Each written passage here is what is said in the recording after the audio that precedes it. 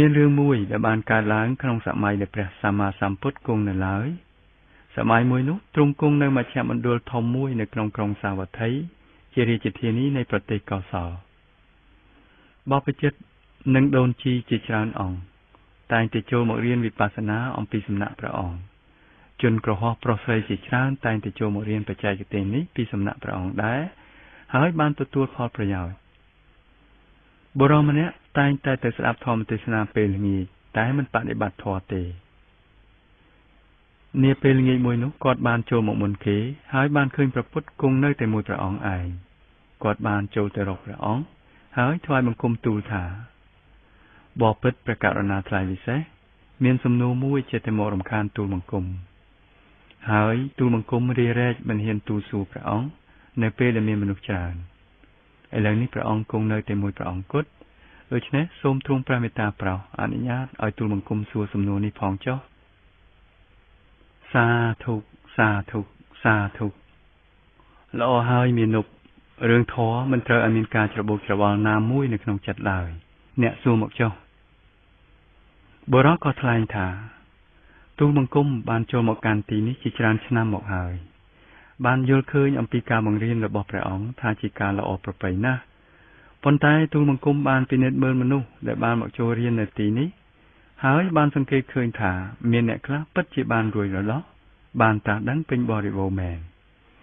ចរិយាមេរយាទរបៀបរស់នៅការប្រស្រ័យទាក់ទងជាមួយនឹងអ្នកដទៃគ្រប់កាលៈទេសៈបង្ហាញឲ្យឃើញច្បាស់ណាស់ថាគេជាមនុស្សបានរួចរលត់តែមនុស្សមួយចំនួនទៀតមិនទាន់បានរួចរលត់ពេញបរិបូរណ៍នៅឡើយទេប៉ុន្តែមានការផ្លាស់ប្ដូរយ៉ាងច្រើនបានកើតឡើងនៅក្នុងជីវិតរបស់គេទូលបង្គំបានសង្កេតឃើញថាការផ្លាស់ប្ដូរទៅរកផ្លូវល្អជាច្រើនបានកើតឡើងក៏ប៉ុន្តែព្រះករុណាថ្លៃវិសេសមានមនុស្សជាច្រើនដូចជាទូលបង្គំជាដើមគ្មានការផ្លាស់ប្ដូរអ្វីសោះទូលបង្គំនៅតែដដែលដូចពីមុនសំណួររបស់ទូលបង្គំគឺថាព្រះអង្គមានឫទ្ធិអំណាចខ្លាំងណាស់ព្រះអង្គមានប្រតិយអាណិតអាសូរខ្លាំងណាស់បើមានគេមករកព្រះអង្គជាទីពឹង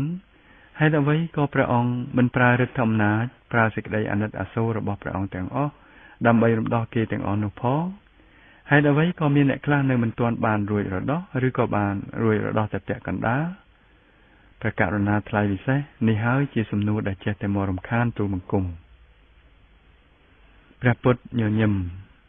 នេះហើយជារឿងដែលព្រះអង្គបានបង្រៀនរហូតមកប៉ុន្តែមនុស្សមិនចង់យល់តើឲ្យព្រះអង្គធ្វើដូចម្តេចកើតដូច្នេះព្រះអង្គក៏ពន្យល់ហើយរបៀបពន្យល់របស់ព្រះអង្គខុសពីគ្នាជាដរាស្របទៅតាមកម្ពស់ទឹកចិត្តរបស់សិស្សដែលបានមកចូលសួរជួនកាលព្រះអង្គឆ្លើយជាសំណួរត្រឡប់ទៅវិញហើយក្នុងករណីនេះព្រះអង្គក៏បានសួរត្រឡប់ទៅវិញមនាលមានុបតើអ្នកមកពីស្រុកណាព្រះករុណាថ្លៃវិសេសទូលបង្គំមកពីក្រុងសាវត្ថីរាជធានីនៃប្រទេសកោសលទេមិនមែនទេបើមើលទៅភិនភាគមុខមាត់របស់អ្នកបានបង្ហាញឲ្យតថាគតឃើញថាអ្នកមិនមែនមកពីស្រុកនេះទេអ្នកច្បាស់ជាមកពីទីផ្សេងហើយចូលមកតាំងទីរស់នៅស្រុកនេះហើយព្រះករុណាថ្លៃវិសេសត្រូវមែនហើយតាមការពិតទូលបង្គំជាអ្នកស្រុកមគ្គធៈនៅក្រុងរាជក្រឹស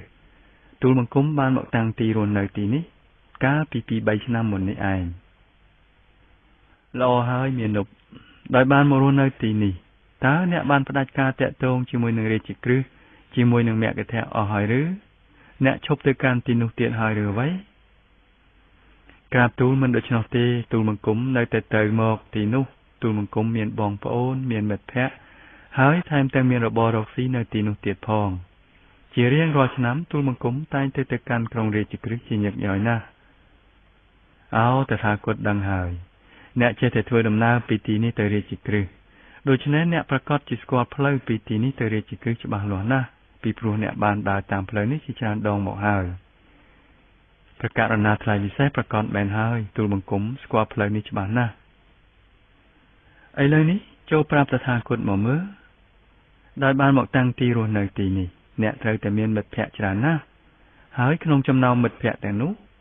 មានអ្នកខ្លះប្រែទៅជាមិត្តយ៉ាងជិតស្និទ្ធរបស់អ្នកផងមែនទេព្រះករុណាថ្លៃវិសេសប្រកាសមែនហើយមានអ្នកខ្លះបានប្រែទៅជាមិត្តយ៉ាងជិតស្និទ្ធរបស់ទូលបង្គំដូច្នេះ មិត្តដែលចិត្តស្និទ្ធនឹងអ្នកប្រកាសជាដឹងថាអ្នកមិនមែនជាមនុស្សនៅទីនេះទេតាមការពិតអ្នកមកពីមគ្គធៈមកពីនគររាជក្រឹសហើយបានមកតាំងទីរស់នៅទីនេះហើយគេដឹងទៀតថាអ្នកនៅតែធ្វើដំណើរទៅមកជាច្រើនដងណាស់ក្នុងមួយឆ្នាំតើប្រកាសមែនឬទេប្រកាសរណាថ្លៃពិសេសប្រកាសមែនហើយដូច្នេះអ្នកទាំងអស់នោះដឹងថាអ្នកស្គាល់ផ្លូវពីនេះទៅរាជក្រឹសច្បាស់ណាស់ប្រកាសរណាថ្លៃពិសេសប្រកាសមែនហើយមិត្តខ្លះច្បាស់ជាសួរអ្នកថាតើផ្លូវនោះវាយ៉ាងម៉េចតើអ្នកទុករឿងនេះជាការសម្ងាត់ឬក៏អ្នកបញ្យល់ប្រាប់គេប្រកាសរណាថ្លៃពិសេសអត់មានការអ្វីជាការសម្ងាត់ទេទូលបង្គំតែងតែនិយាយបញ្យល់ប្រាប់គេច្បាស់លាស់ណាស់ថាអ្នកឯងត្រូវចាប់ផ្ដើមពីទីនេះចាប់ពីសាវត្ថីឆ្ពោះទៅទិសខាងកើតអ្នកដើរតាមផ្លូវនេះតាមផ្លូវនោះរួចបត់តាមនេះបត់តាមនោះអ្នកនឹងទៅដល់កយាអ្នកចេះតែដើរតាមផ្លូវនេះតទៅអ្នកនឹងទៅដល់រាជក្រឹសទូលបង្គំបញ្យល់ប្រាប់ផ្លូវទាំងស្រុងយ៉ាងច្បាស់ណាស់មនាលមានុបនេះមានន័យថានរណាម្នាក់ដែលបានស្ដាប់សេចក្តីបញ្យល់ប្រាប់ផ្លូវរបស់អ្នករួចហើយអ្នកនោះត្រូវតែបានទៅដល់រាជក្រឹសមែនឬទេប្រកាសរណាថ្លៃពិសេសបើអ្នកណាមិនបានដើរនៅលើផ្លូវនេះទេគេមិនអាចទៅដល់រាជក្រឹសបានឡើយព្រះអង្គមនាលមានុបនេះហើយដែលតថាគតតែងតែនិយាយបញ្យល់រាល់ថ្ងៃ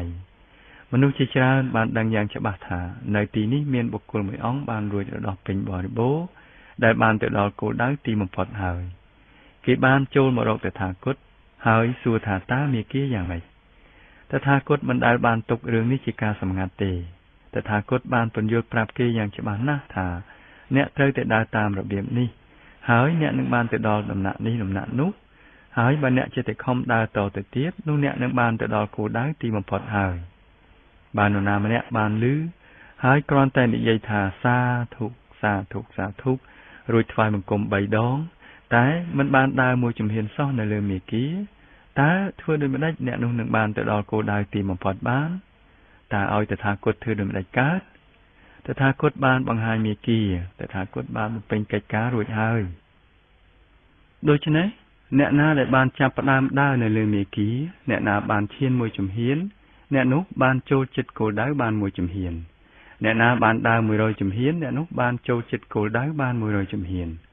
អ្នកណាបានដើរគ្រប់ជំហានទាំងអស់អ្នកនោះមុខជាបានទៅដល់គោលដៅទីបំផុតហើយ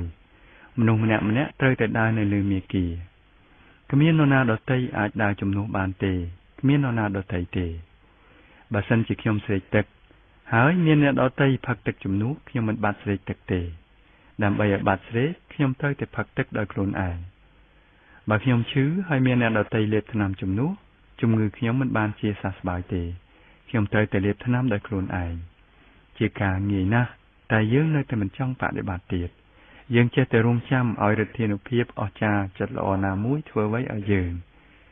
ធ្វើយ៉ាងនេះមិនបានការទេមនុស្សម្នាក់ត្រូវតែធ្វើការសង្គ្រោះដោយខ្លួនឯងផ្ទាល់មនុស្សម្នាក់ត្រូវតែដើរគ្រប់ជំហានទាំងអស់នៅលើមាគ៌ាដោយខ្លួនឯង